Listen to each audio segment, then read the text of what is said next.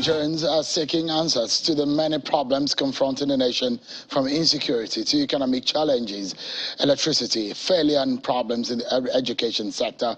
We continue our engagement with some of the presidential candidates in the race for 2023. One of them tonight is the retired Major Hamza Mustapha, a former Chief Security Officer, CSO, to lead head of state and military dictator General Sani Abch. Major Mustapha clinched the Action Alliance AA presidential ticket for the 2023 general elections. Mustapha scored 506 votes to beat his only opponent, Chief Samson Odupiton, who polled 216 votes at the party's primaries in Abuja. 4 aspirants began the contest, but 2 of them, Mr. Tunde Kelani and Chief Osakwe Johnson, stepped down for Mustapha shortly before the election, which was conducted using option A for formula. Recently, Mr. Mustapha stunned Nigerians when he said if elected president, he would relocate to Sambisa Forest as part of the measure to end terrorism in the country within 6 months. Let's now hear from Major Mustapha, who is joining us live. The retired Major Hamza Mustapha, a former Chief Security Officer to late Head of State General Sani Abch, and the presidential candidate of the AA. Thank you so much, Mr. Mustapha, for joining us tonight. It's my pleasure. Good to see you so much. It's been a long time. Indeed. This is your second time of wanting to become president. I know that your former principal, General Abch, also wanted to become a civilian president, because remember the very popular advert at the time, who does a cap fit? And there are a lot of Nigerian youths there who went onto the street to say they're marching for Abch. But let's come to your ambition. You've been in the villa helping your former boss, but now you've been wanting to become president. This is your second attempt to be wanting to be Nigeria's president. But why? First of all, I thank you for the opportunity bringing me to the fore. Since the convention and since I became the candidate of Action Alliance, I think this is my first television outing. So I thank you for the invitation and the opportunity. And now, before I answer my own question, let me treat that of the former president. I think because the man is dead, there is no need for propaganda to continue to be upon him. This is honesty approach to that. I don't think he has ever told anybody he had any intention of running. That aside, I decided this time around to answer to the calls of many Nigerians, elders and younger ones, from north to the south, and numerous associations with whom I worked with, to accept the call and to contest.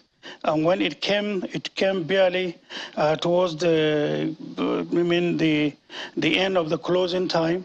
So we sat down and then looked at all the parties and look at the party that shares common interests, common understanding, and our own manifesto, personal, and that of the party. So we realized Action Alliance has what we require. So we joined Action Alliance, and here we are so far, doing our underground work. Since the convention came and went, we collectively are working hard from across Nigeria. We have not come to the fore deliberately, but working under the table, which to me is more scientific than the razzmatazz before the official kickstart time, which is the 20th of September. Interesting. I mean, you've said at some point when you came out of prison that you have passion for Nigeria. Right. That if you have a background somewhat could be described as coming from a family born with a silver spoon, some people would describe you as such, that it wasn't about money that took you to the military in the first place, that you have passion for. Is it the same passion that you have that is driving you to wanting to become Nigeria's president? In fact, much more. My background speaks for itself, and I'm happy you have said so, so I need not to repeat it. I came, and then I had the opportunity of serving in numerous sensitive places since I got my commission as a soldier. And since then, I have done what you cannot appreciate at a glance, for the opportunities and the services we rendered. But our records in the military speaks for itself for anybody to see. It's a public document. Now, the fashion we have for this country is much more in the sense that the challenges we saw yesterday and the deep appreciation of where Nigeria is today, it is for those who truly care. And it is that sense of care and that commitment driven by energy of patriotism that brought us to the fore to join politics. I'm not here for money. Whosoever you think or you see directly or indirectly coming into politics at this point in time and talking about money, then definitely something is wrong with that person. Nigeria has come to a point, at least we have shown concern. For the last 7 years plus since I came out of prison, we have been undergoing researches in and outside Nigeria, and our findings are extremely disturbing. So what any committed Nigerian should do right now is to understand the enormity of the problems confronting Nigeria. The new world order is changing, and we are not changing. The tide is changing. We are not. The world is running with the moon. We are not. People are flowing with the wind. We are not. So time has changed and we remain stagnant. So if you also take Nigeria as an entity and look at the threat facing Nigeria alone, then you can understand the enormity of the problems. You know, they said ignorance is power. People who continue to smile and be knocking at the door of death. Is it ignorance or knowledge that is no, power? Ignorance is also power here. What I mean by ignorance is power. Let me exemplify it by animal kingdom. A tiny little phrase. Every morning, antelope will wake up and gaze at the grass in the middle distance. But because there is the sun behind it, so the grass in the middle distance will look golden, will look dry grass. So antelope is tired of eating green grass, so it wants another variety. So in the course of galloping to meet the dry grass, it will end up in lion's den. And lion will wake up thanking God Almighty, here comes my breakfast.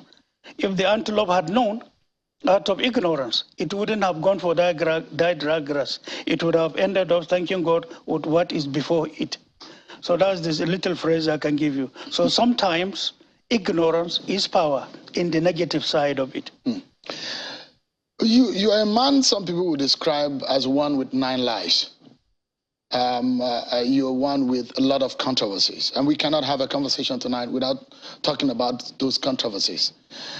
You work closely with later military dictator Sani Abch. Right.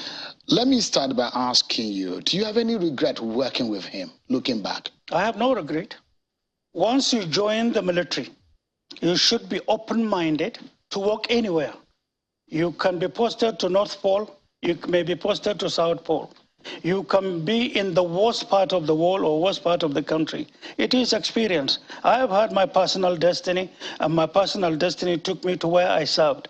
All I want is wherever you send me to, I will serve, and you will see the distinct difference, and I will leave it there for younger generations to learn therefrom and to enhance the professionalism and to enhance the status of the service I belong to. I have done so all my career, all my life.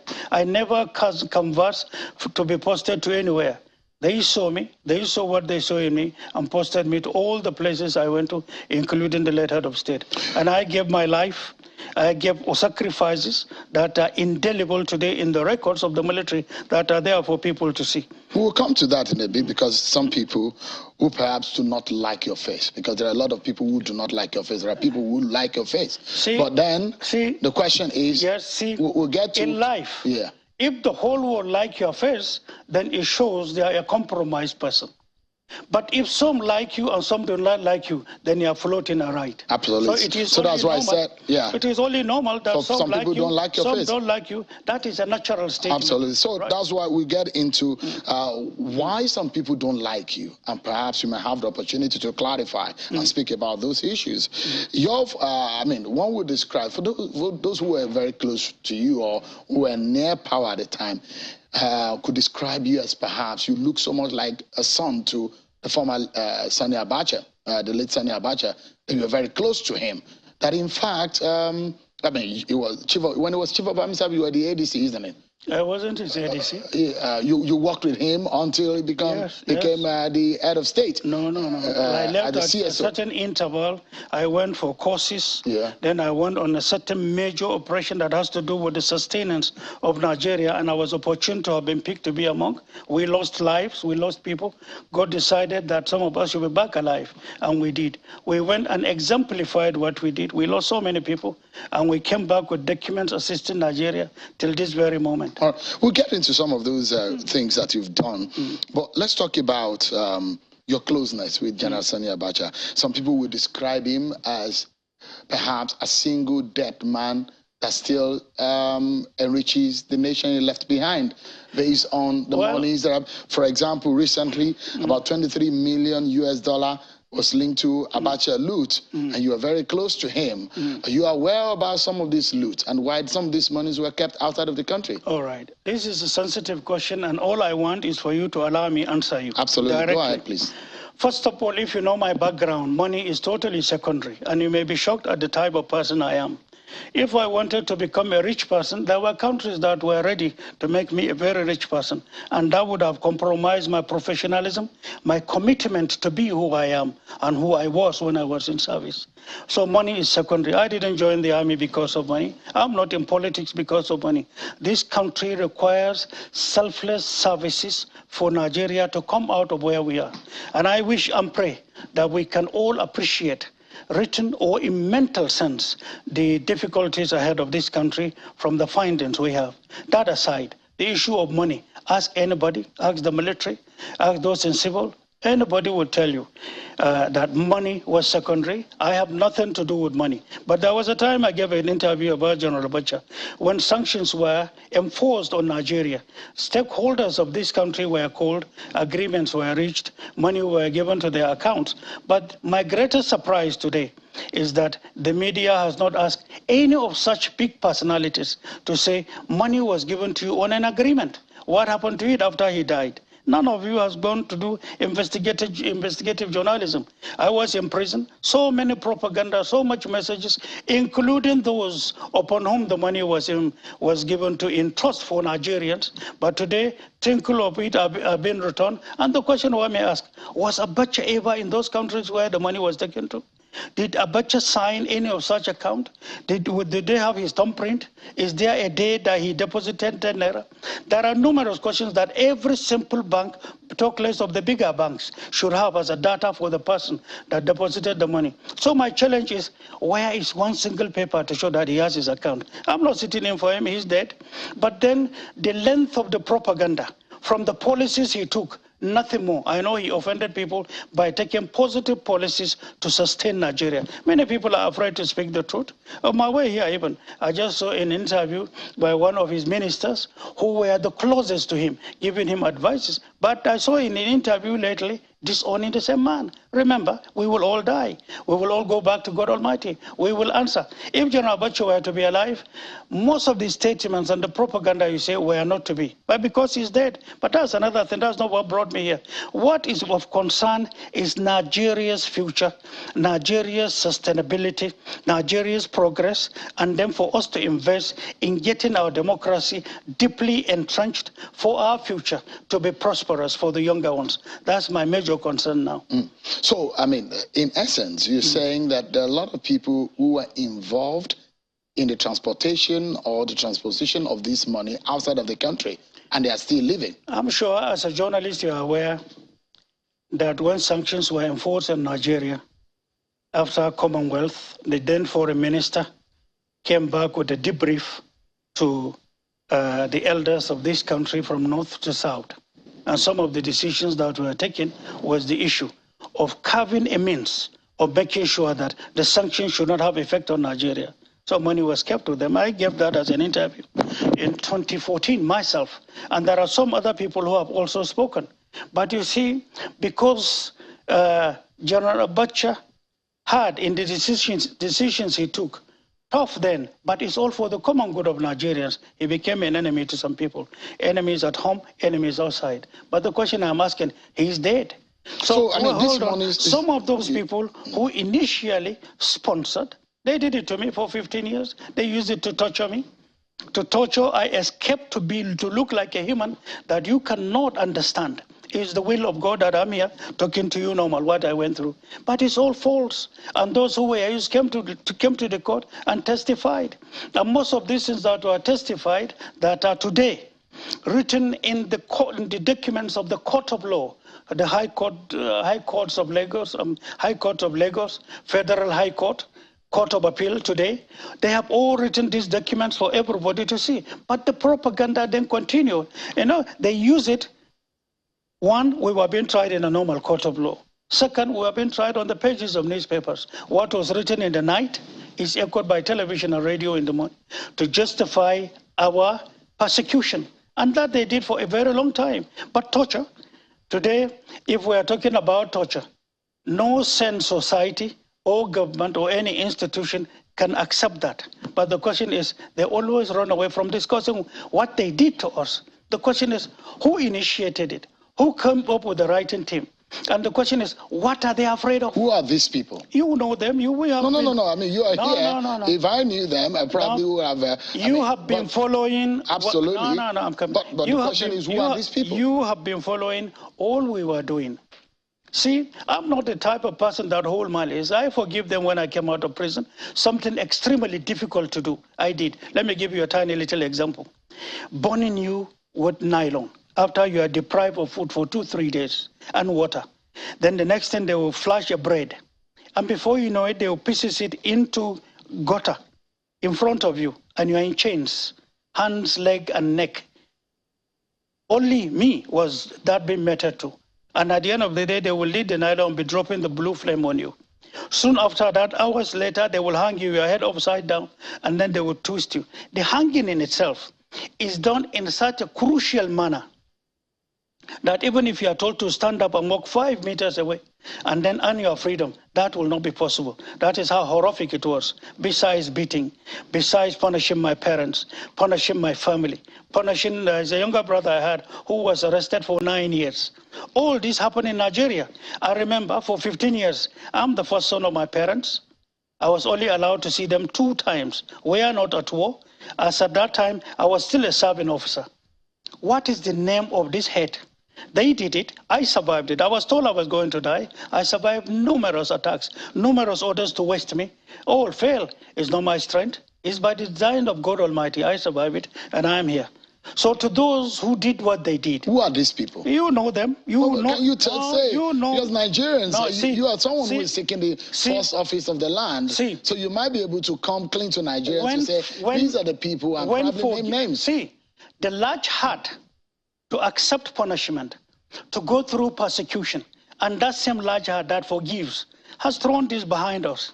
What is my greatest concern now is what is before us in this country. Rendering services to the country, synergizing with all forces from across Nigeria and outside Nigeria to team up to make the difference. That is the fundamental issue right now. This is a priority. I have forgiven them. Yesterday is gone. My personal destiny is designed by God that I'm to go through that. Remember, in any phase of life you are, there is individual destiny, and there is collective destiny. So at every point in time, you meet people, you serve. The greatest thing here is, did you serve well? Were you loyal? Were you committed to your country? Did you leave prints that others will come and emulate therefrom? Or were you posted to a place and left it the way it was? Meaning you came and wasted people's time. Go check my records and know the type of person I am. So if there are people who hated me, it's simply because some of us believe loyalty to this country, loyalty to Nigerians is an uncompromised issue. And we came to do it. I suffered what I suffered. Look at me carefully. For the sake of the life and welfare and well-being of Nigeria and Nigerians, I'm ready to die. All right, let's quickly, because you have a lot to touch, because you've not hit the nail on the head on 2 areas, but I'd like to move on. When you talked about the fact that... No, there are 2 areas that you have not touched on, and which is very important. They are very important. One is whether or not Sani Abch, whom you are very close with, is culpable. Hold on, it's your program. You have the initiative. When you ask your question, allow me land. I've allowed you. No. But I said I'm not satisfied with okay. 2 areas. Ask about it. Ask it. The issue, the one is, I talked about the monies that were linked to General Sani Abch. Hold on. And you said... Hold on. The government of Abdul Salam Abubakar was the one we handed over to. I was the one that did the handing over. Every single tiny little thing, including the hooving of the room of the president, to show being detailed. That's how I handed it over. 1, to the office of the CSO. 2nd, to the president, to the head of state then that came. 3rd, you remember there was nobody in the office of General Dia. So all the contents that were left, that General Dia was the vice president. We handed it over to the vice president, all around me. You remember there were detainees also at that time. I had to protect. And so in the course of doing all this, it took me almost 2 months plus to get all things done and handed over. And I did. And I tell you this, that's why I always hit my chest. The government of Abdul Salam Abubakar, the government of President Obasanjo, did not only investigate me at home. They now consulted foreign companies. They came to meet me in prison. And some of them I know are security agents from some bigger financial crime detection teams. Took my fingerprints, my eyes, went around the whole world, including Nigeria. They found the accounts that they were paying me salary in and nothing else. I'm transparent. And I challenge the world. I challenge the governments. They establish panels, and I ask the panel, if you have ever entrusted me with an assignment, that I took 1 naira, 1 kobo out of it, I'm ready to accept being guilty as having stolen the entire resources of Nigeria. Till this moment, because there is none. I'm not that type of person. Hold on. I'm not that type of person. If you're accusing General Abch of money, that's another thing. And I told you, I gave you an answer. It's because he's dead to answer for himself. But what I know is there was not a single naira that is government's own that I took or entrusted in my care. Have I answered you? Not quite, but we need to move. No, not quite. No, the reason is, the reason why I'm saying that your closeness, the reason why I'm asking the question is because of your closeness. And I'm saying this money linked to him, you said, is because he's dead and some of this money, some people are involved. I served him, hold on, I served him. Every officer, every soldier, take oath of office, oath of commission, listen carefully, oath of allegiance. I brought this issue when Oputa panel was established in the year 2000 and 2001, and I talked about loyalty according to the dictates of the book. If it is not 100%, then there is no loyalty, and we did. You know what I did? At anywhere you put me to work, whether it was General Abch then, whether at the time General Abdul Salam Abubakar came and you now said, this was the role you should play. If they had given it to me, the same service, the same loyalty. President Obasanjo came after him. If you had appointed me to work with General Obasanjo, the same service, the same commitment or much more. Anywhere you are taken to, the moment your loyalty becomes a bit shaky, then it's a compromised loyalty. Loyalty to the commander-in-chief is loyalty to the country. And today I can tell you that aspect of loyalty is one of the fundamental issues facing Nigeria, and extremely disturbing it is. All right. Yeah. I have a quick one because we are 1 minute or thereabouts to break. Right. You're someone who have been charged with all sorts of offenses, so from drug trafficking to plot to overthrow government to murder and all sorts of things. And you're enmeshed in all of these allegations and charges. Would you say that loyalty? Yes. Were those are the things that have made you, put you in that difficult situation? I told you of a writing team in sustaining propaganda for 15 years on me alone. And because they wanted to do away with General Abch. General Abch was not to survive 3 months, and God kept him. And we came, took oath of office, and held on to that place. So to those who wanted General Abch removed from within Nigeria and outside Nigeria, discovered that it was impossible. It was only possible if we are dead. And as soldiers, you behave like a soldier. And I don't hide my feelings. I don't hide my professional standing.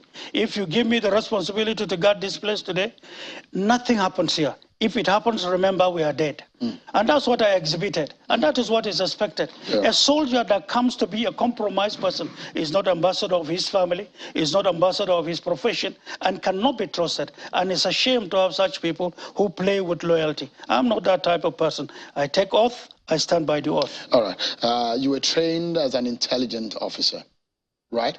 Intelligence officer, yeah. That's what you're trained in. Now, and you have said that there are some Nigerians who are like termites eating this nation. Yes, who are these people, and what do you mean? This is a topic for another day. I said so from facts given to me and known to me from the services we rendered. And you know, I've been in this service for a very long time. Who are these people? And out of commitment and concern and care for the welfare of this country, I made this pronouncement. And who are these people? No, this is not the forum. Not are they highly placed people? Not met people from across Nigeria. When you are talking about the life of a country, a tiny little carpenter may be, a tiny little technician appointee might be, rich man B might be. So this is another thing entirely. What is their plan? What is their plan of eating up this country? Like this is you know, if you as a Nigerian sit and look at Nigeria and look at the number of years from independence to date, and look at the records of Nigeria and seek and take a glance at development in Nigeria, you know something is wrong, correct? Correct? Yeah. Something is very wrong. Those things that are wrong are what I'm pointing at. And God willing, some of us are in this business to be able to look at it and correct it legally, morally, and then democratically. So some people are benefiting from corrupting this nation. I think you know much more better than me. You have run numerous programs that has to do with these causes and these subjects. So what would you do about corruption? And numerous approaches concurrently that will go. And the structure in itself, to some of us, we found it faulty. We found it to be ineffective and then too small to contain the wide front of the corrupt persons in Nigeria. You do it legally, systematically, to be accepted by international law, and you condone it with ease. Are these former military people? Numerous who are corrupt persons. I'm asking those highly placed people you refer to that are eating this nation like termites. If you take the census of this country in knowing the correct persons, the record speaks for itself. So we are looking at a time when we come with civility and legally, morally and democratically, to have this wider front of containing it. Identification of corrupt persons, persons doing damage to the system, will face the law. And for and on behalf of the country, for sanity to come in. Remember, no environment that wishes to prosper, especially wanting democracy to get entrenched, that should allow an environment where institutions are completely dead and you think you can invest there from. So today, you have institutions that have failed. So whatever you do will have no meaning. And that's why, unless institutions are now revived, corrected, molded, rehabilitated, at the end of the day, you may waste your time doing nothing, because nothing will be seen as an achievement. Anyone who wants to become Nigeria's president must have an idea of how to solve the insecurity problems. Shiroro attack is one. A lot of people say one too many on the attacks that have taken the lives of many Nigerians. And I'd like to know, I mean, you have said that you will relocate to Sambisa Forest if elected president, and in fact, you will arrest the insecurity situation within 6 months. Absolutely. 6 months. And several leaders of the country have been battling to resolve this problem. How would you do that? See, I didn't make mention of 6 months. I didn't talk about relocating to Zambia without doing my in-depth assignment. We did a lot of researches, a lot of homework into what they do. We went to dangerous places and getting data. I know what I'm doing, and I am sitting on lots of findings that we have. And we now tested some certain people even in the system. Can you work with this? This will give you solutions. At the end of the day, the capacity, ability to comprehend, to appreciate, and to launch yourself physically into doing some of these countermeasures. That is what will bring results. So many people don't have. There are people who are not ready to commit themselves to die. There are, but they are in high places. So to us, I have seen and known the thing. I have fought before, severally. I fought, remember, I fought before. I'm not new in the field. So if you say today, and God Almighty has vested power upon you, and you go back to your room and sleep with snoring, and the next day you are busy into attending some certain lower issues But because of the lofty nature in it, you found yourself engrossed in it. In the meantime, people are dying. Then something is wrong with the person, with his psyche, with the oath of office he has taken, and between him and God Almighty. Because even in law, even in our constitution, first thing first, lives and safety and properties of the people in keeping the country intact. Would you say that the problem? To me, every insurgency, and this is the mistake we are making in Nigeria, once you identify insurgency, be fast in containing it. See far ahead of the people. Contain it before it now becomes a monster. If while you are containing it, when it realizes it at the beginning, the whole country will abuse you for misapplication of power, let them do it. When tomorrow comes, the same people will praising you and honor you. And that is what happened to Nigeria. When this thing started in 1999, when Boko Haram began to rear themselves in November 1st, 1999, that was the beginning. We are talking of 21 years, 7 months, or 8 months now, which is to me a capital shame in the eyes of the world. Our elders, our seniors went to fight First World War, Second World War, with all the peacekeeping, peace enforcement records we have had. So many of our seniors have fought and died. So many are still alive, our former military leaders who went and fought to sustain and to give our military name for the whole world over to recognize us. We came out doing tiny little thing at home and rubbishing all these achievements. It hurts some of us. And some of us believe we can only build on excellence and maintain and bring Nigeria back to the fore within Committee of Nations. I am committed in doing that. I'm telling you, whatever you hear me say, and to particularly with the military circle, we know ourselves. If I tell you I'm relocating to Zambia, I know what I'm talking about. If I relocate, I'm not just relocating to watch what I see. I have my plans. If you have your troops that are not responding to orders, I know my own. After all, an officer or officers who know what they are doing, you first of all come up with an in-depth written appreciation of your situation, an in-depth mental situation of where you are, an in-depth collaboration with international bodies, an in-depth technical support. The technical structure supporting the military today is a capital shame. I'm saying this. Nigeria, not even that alone. One of the causes of insurgency today, or promoting insurgency in Nigeria today, is the absence of technological, economic support to launch our brilliant young ones. If there is nothing for them to fall back to, they fall back onto anything so long they can have money. Today, most of the kidnappings are done for people to earn meat. And today what I ask is, of all those arrested, where is the central data of the interrogation findings so that Nigerians can see and know that people were arrested in the act, people were interviewed for all these 21 years, 8 months, and then Nigerians can take lessons therefrom and now make an adjustment. Right. We, out of commitment and concern, we took the risk you can never believe. We went to wrong places. We went to our neighboring countries to see. You need to see Nigeria from Niger.